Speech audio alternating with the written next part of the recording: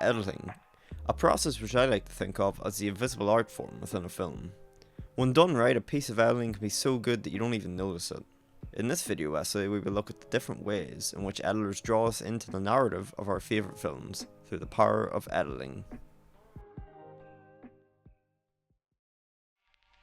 Before we get to the different techniques which editors use, we first need to understand the role of the editor during the production process. The production of a film follows a hierarchy, in which a chain of command is put into place so the production can run as smoothly as possible. The hierarchy of a film is split into two sections, which are separated by a line.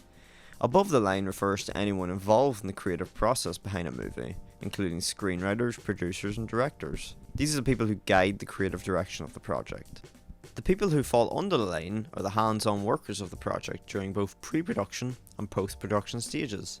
This includes the majority of the crew, such as the camera operators, costume designers, and technicians. The editorial team fall neatly into the post-production section, which can be seen at the bottom of the diagram. However, this doesn't mean that the editing team doesn't work closely with the director. It's quite the opposite in fact. The editor and director need to work closely in harmony.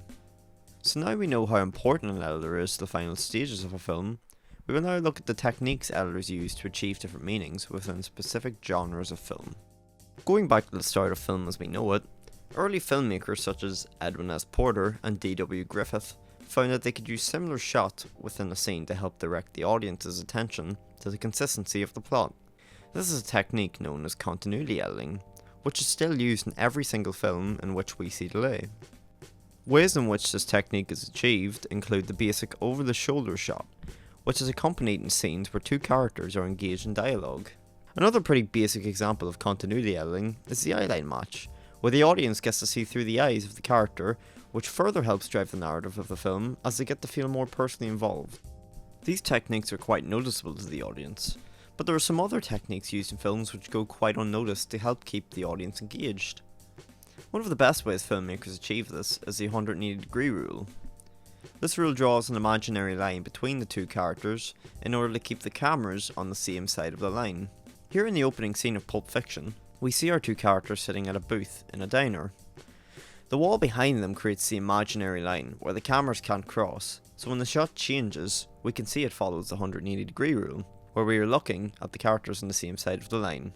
Continuing on the topic of continuity, the 30-degree rule is also very important for filmmakers to make use of when cutting between shots.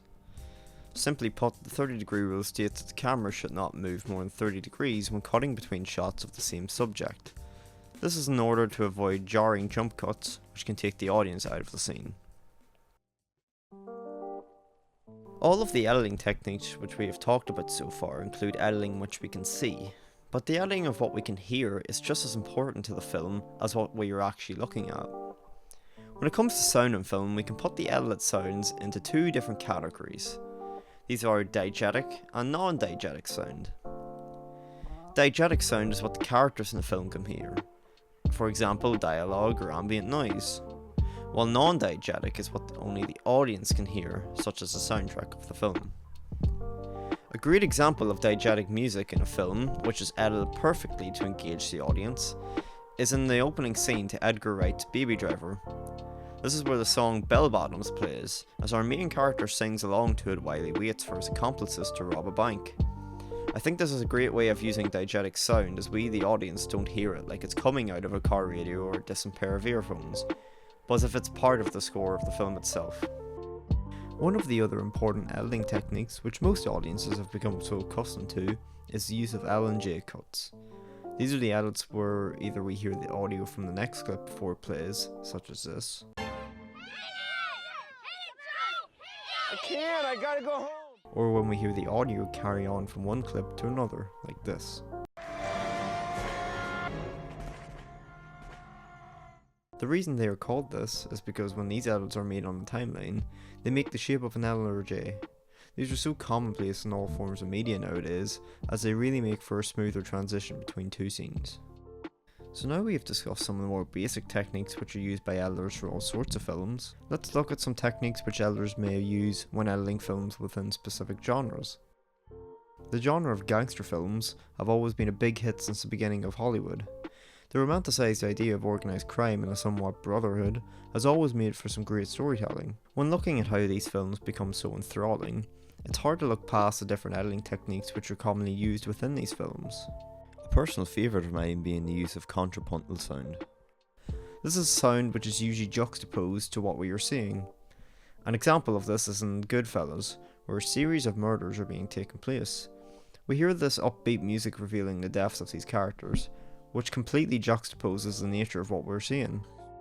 We also see this in another crime flick in the film Reservoir Dogs, where our character is literally torturing a police officer while the song Stuck in the Middle of You by Stealers Wheel plays along with it. I feel that this has such a great effect on the narrative of the film, as it really makes us feel more uncomfortable with the scene, as the irony is almost shocking to us as an audience. Another great example of genre editing is the use of freeze framing a shot. This is usually done in simple ways for a variety of reasons. It may be used to introduce a character or place which allows the audience time to get a better look at the character, for example, in the film Casino. This also helps us as the audience understand more of what the character is seeing. As it freeze frames, it gives us slightly more insight into what they might be thinking. All in all, we can see that editing is in itself its own art form.